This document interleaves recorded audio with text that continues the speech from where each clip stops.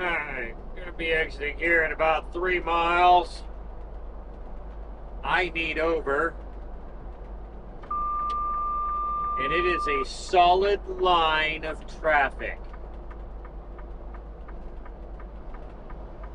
Let me, bright lights. Bright lights. Bright.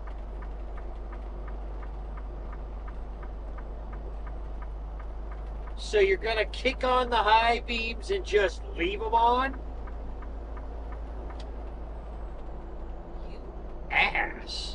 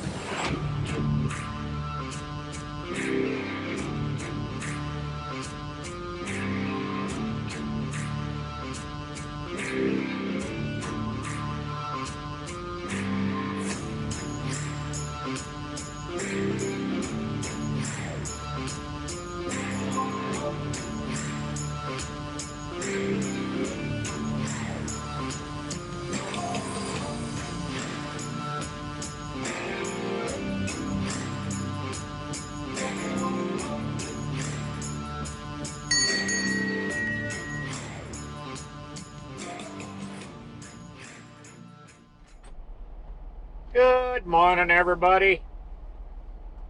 Well, actually, it's late evening, but for me, it's good morning.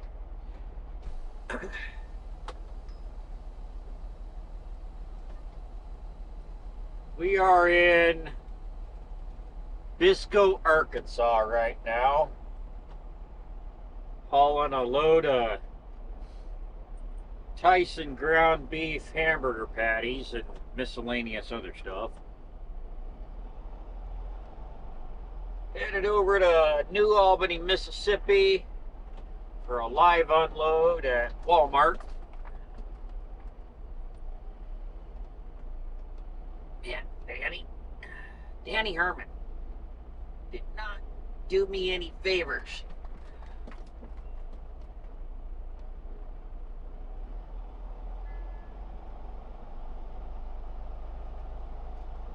So, today I signed the paperwork to start a process I've been working towards for about 10 years now. And that's buying my own truck. Now, there are a few ways for a person to buy a truck.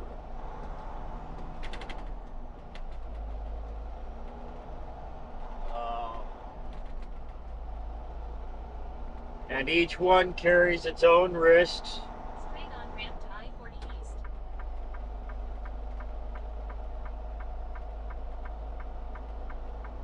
The one you'll hear the most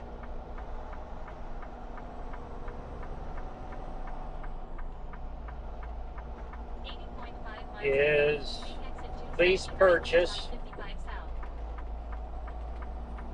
And I will tell you, that is a very bad idea. Don't ever do lease purchase. Ever.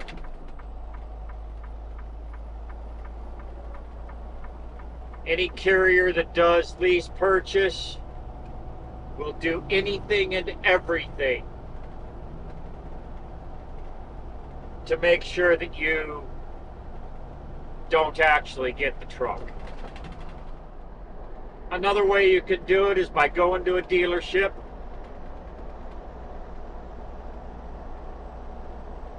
but buying a Class 8 truck is not the same as going down to the dealership and buying your passenger vehicles.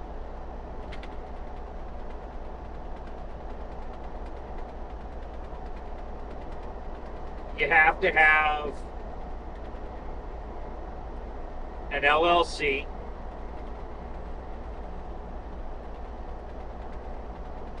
you have to have pretty sizable down payment. In 2020, last time I tried to do anything with buying a truck, I was trying to buy a 2016 Kenworth T680 with a 13 speed. They wanted $22,000 for the truck, but I had to have $11,000 down for the truck.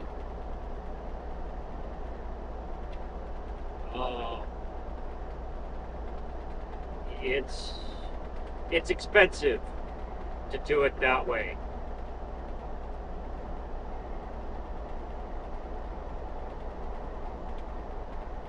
It can be done. You must have, in addition to the LLC, for your first truck purchase through a dealership, they base off of your personal credit score. So credit does play a part here. Until you're established and you have a business credit score, it's difficult. To put it simply, it's difficult.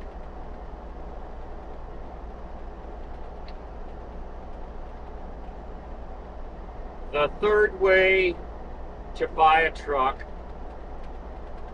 is at an auction, such as Ritchie Brothers here in the United States. But those trucks are sketchy. And that's putting it nicely. Most often, the trucks that wind up in an auction have mechanical problems. You may very well put more into the truck trying to get it roadworthy than the truck is worth.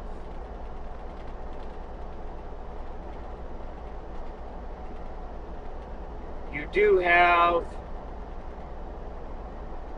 lower end used truck lots. They're kind of like a buy here, pay here. But again, those trucks are questionable. Most of them have seen a very hard life. The other option that is out there, there are a few carriers that do this, is getting on with a carrier that truly sells the truck, not doing lease purchase, but more in line with a dealership purchase, and buying an old fleet truck through that carrier, which is what I'm doing. They still require a down payment. However, the upside is you don't have to have the down payment up front. Most often what will happen is the carrier will do a deduction from your company payroll for a set amount of time, and they'll set that money aside in an escrow for you as a down payment. Once you've got the down payment, you still have to go through and do a credit check. Nobody's going to sell you a truck if you don't have credit. And nobody's going to sell you a truck if you have terrible credit and you lease on with the company. You are not lease purchase. You are purchasing the truck that is leased on with their fleet. There's a big difference between lease purchase and purchasing, leasing to the company. The notable difference is that when you are purchasing and leasing to the company, they are paying you a higher rate, whether it be percentage, pay per mile, kind of depends on the carrier. They are paying you a higher rate to essentially rent the use of the truck to haul their freight. This is what a lot of independent operators do. Very few independent operators own their own truck, own their own trailer,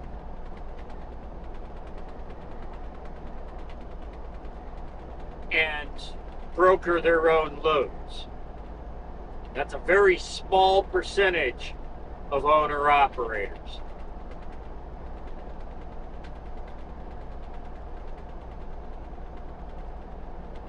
A lease purchase is not an owner-operator. They're a lease operator. Until they own that truck, they are not an owner-operator.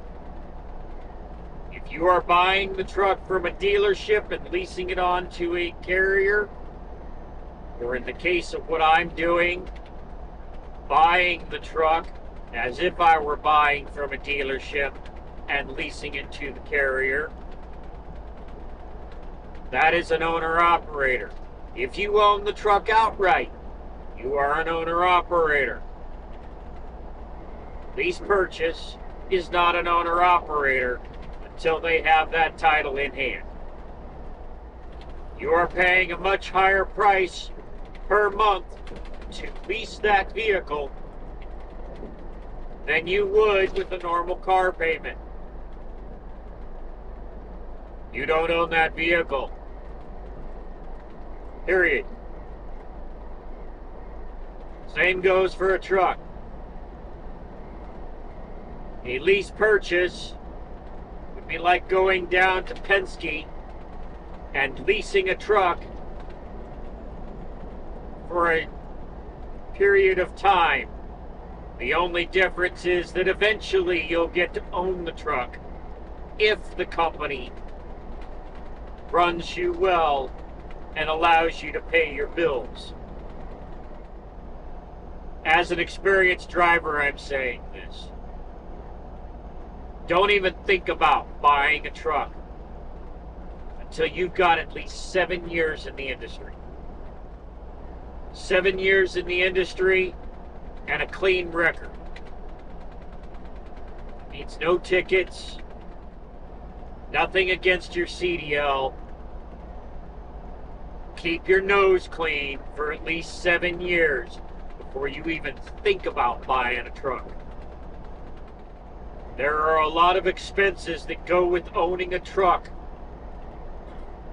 that they don't teach you about in school. There's a lot of things with the logistics of running a truck well that they don't teach you in school,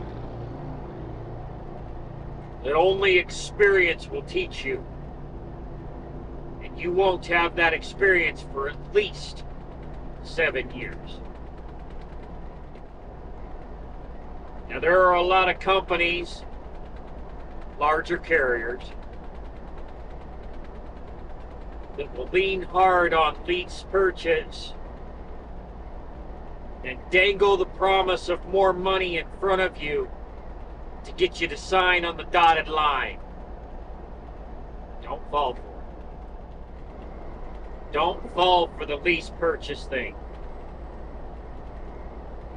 They lean hard on that. And they will dangle in front of you. You could be making $10,000 a week.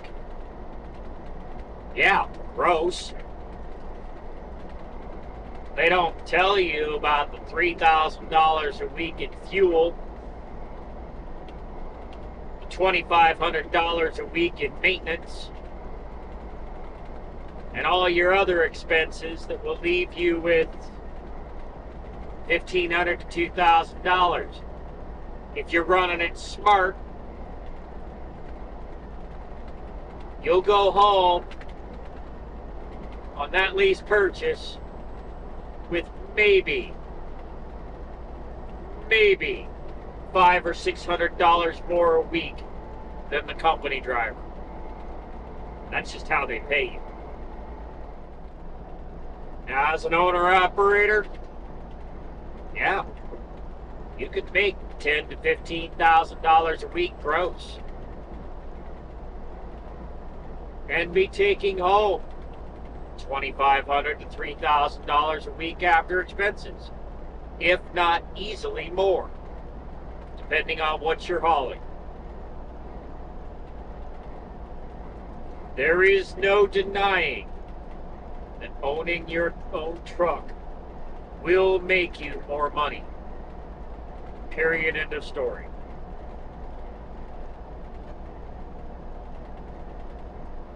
But you have to do it smart. And you have to understand,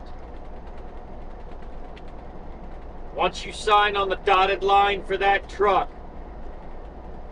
you are committed to those truck payments for 3 to 5 years, depending on the payment schedule. If it's an accelerated payment schedule, sometimes 2 years. But you are going to be paying a high price for that. Welcome to Memphis. Well, this is actually West Memphis, Arkansas. I-55. Crossing over the Mississippi River here. So I'm going to take a moment to talk about travel center safety.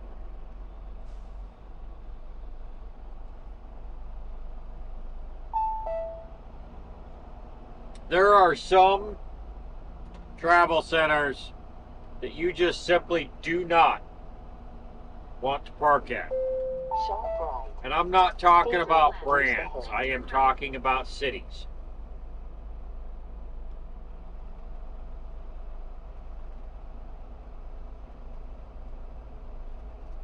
As a rule, turn at the first left. If at all possible, I do not park in the city. No matter what city. Turn right onto American Way. But ahead. Turn right on US 78 East Lamar Avenue East. Turn at the first left. there are some cities that it is just simply not safe to be in. Detroit, Go straight ahead. Chicago,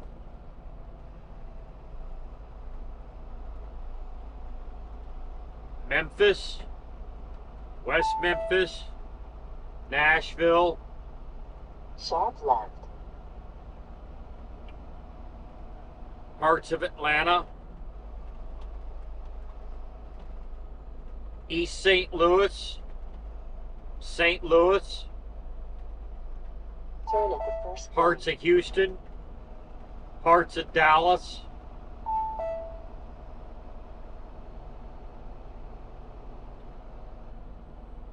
Ontario, Turn at the first light California, onto Lamar Avenue. it's just not worth parking there. East Lamar Avenue East.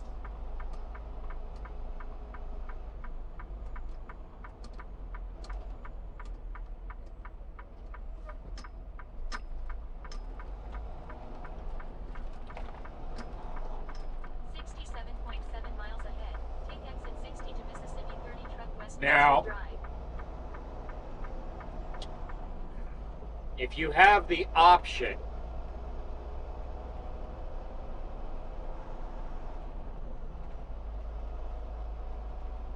to do something such as parking at a company terminal, where you have locked gates, security. Okay, go there. Don't park at a travel center.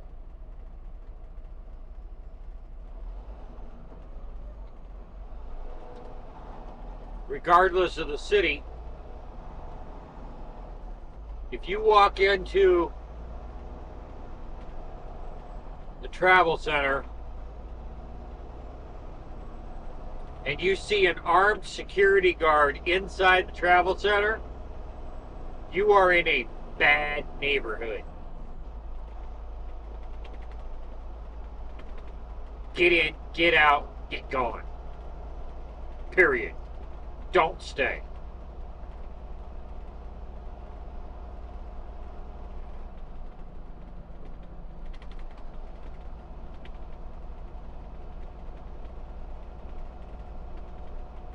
It's just, it's not worth it. It really isn't. If you're out of hours of service, go to personal conveyance and move on. Dispatch can argue with you all they want.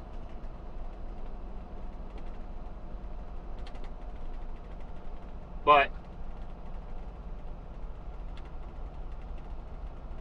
when you go to personal conveyance, you need only to mark there's no available parking.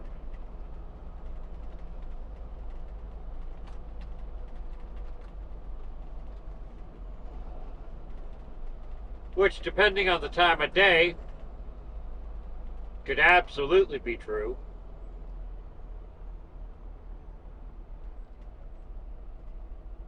I am not saying lie on your logs. That's not what I'm saying. But you take that Love's back there, walk in the door, there were 5 armed security guards inside the travel center. 5.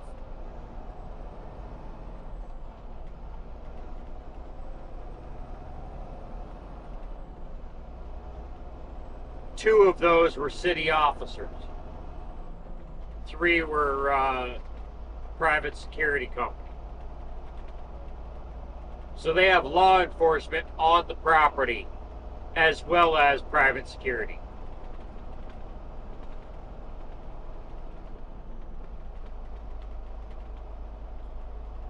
Why are you running down the road with your 4-ways on, man? Weird.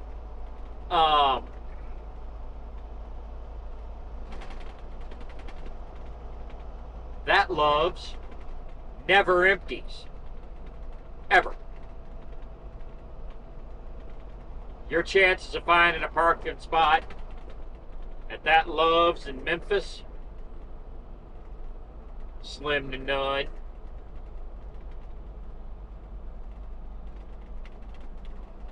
Love's in St. Louis, Missouri, same thing.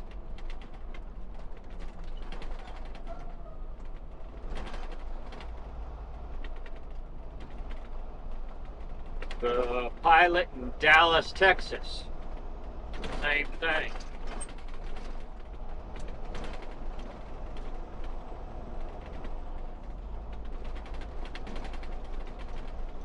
And in each of those cases, there is at least one armed security guard on the premises at all times.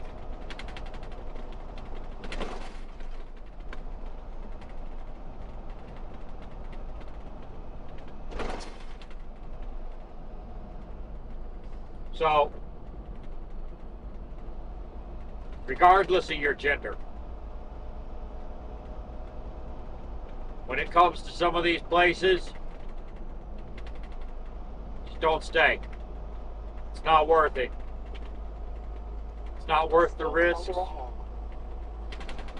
to you, your equipment, or anybody that could be riding with you, pets included.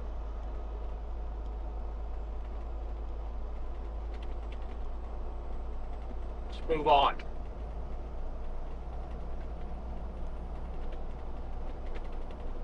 Now, that being said,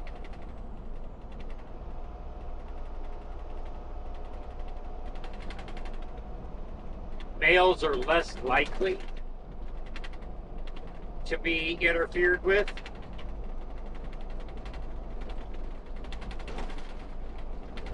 That doesn't mean we're safe. Ladies, just don't stop. I'm telling you, don't stop.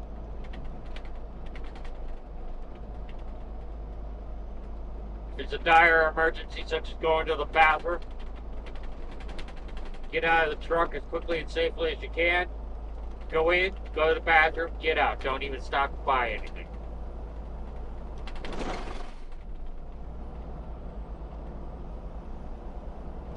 It's just not worth it, even in broad daylight.